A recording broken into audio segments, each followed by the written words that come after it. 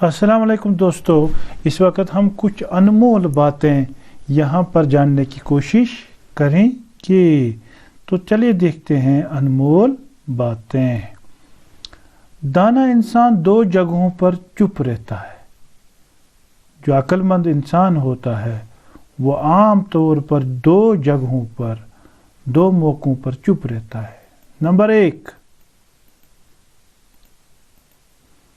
जब उसे कोई बिना बोले समझ ले, यानी जब उसे कोई बोलने के बगैर समझ ले तब वो चुप रहता है।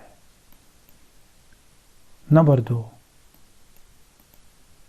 जब उसे कोई बोलने के बावजूद भी ना समझ ले तब भी चुप रहता है। शुक्रिया आपका। ये कुछ बातें यहाँ पर हमने जानी।